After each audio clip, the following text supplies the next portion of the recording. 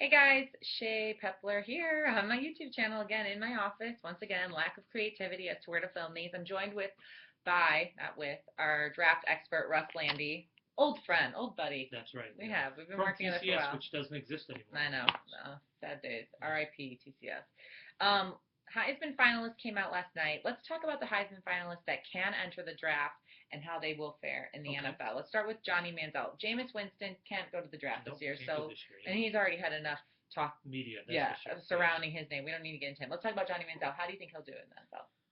That's a real question. I think a lot of people in the NFL are concerned that he's not a traditional quarterback. He's going to have issues because he's not a drop back passer. He does have a great arm. He gets rid of the ball fast, and he can make all the throws. There is concern also he's not regarded as a team leader, not a favorite amongst his teammates, according to sources. So a lot of NFL teams don't view him as a guy they're going to use a high pick on. All that being said, someone took Tim Tebow in the first round. Someone's going to take this kid in the first round because some coach is going to fall in love with him and believe they can make him into an NFL quarterback. Okay, hold on a minute here. You just compare Johnny Manziel to Tim Tebow, Tebow, the guy who has more of a media circus around him than Johnny Manziel does right now. Yep. He could elevate himself into that I media think he circus could. level, I think. I really think he could. Yeah. Frightening. All right, let's talk about A.J. McCarron, another SEC quarterback. Sort of the opposite. I mean, when you look at A.J. McCarron, he's sort of a Tom Brady type quarterback. Not a great physical guy coming out of college in that he doesn't have a great hose. He's going to miss on some throws that require more strength of arm. But in terms of mechanics, decision making, character, leadership, all that's there.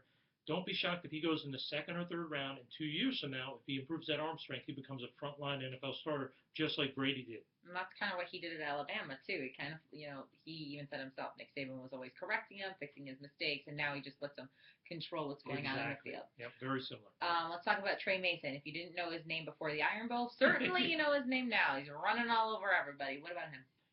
There's a lot of rumors he is debating coming out, and he should come out. Very gifted runner, extremely aggressive, runs through contact, great balance. This is a kid I think can be a starter in the NFL. I don't think he's going to be a first-round pick. I think somewhere in that second to third round, someone will jump on him if he does come out. He would be an outstanding guy if you already have a power back. Let him be your do everything back and let the other guy just take a few carries from him in short yardage. Let's talk about another running back. That's Andre Williams out of BC. Another guy, has gotten a lot of pub as the season has gone on. Great stats. Unfortunately, I don't think he's in the Mason's class. I think he's a little bit more of an upright runner.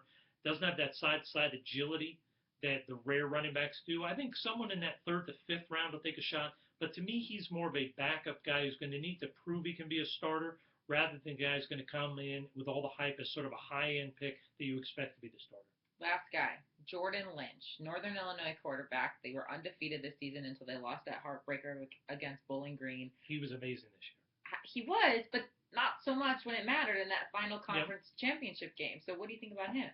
Well, I think, to be honest, what he is really is he's sort of a developmental guy. He's not a polished quarterback. What he is a great athlete with a strong arm. He needs a lot of work on and refinement in terms of mechanics, making the right decisions, playing in sort of a traditional offense.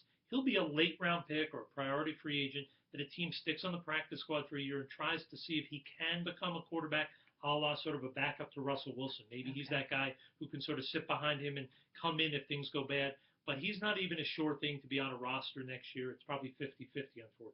Interesting. So none of these guys really you think will go high in the draft? No, I think Mason probably a second or third round type guy. I mean, he's probably a guy that you get excited about. I think McCarron, I think in the third round, someone will take a chance on him. All right, Russ Lande, thank you. This was fun. Sure. Guys, click subscribe and keep checking back. Thanks for watching. See you later.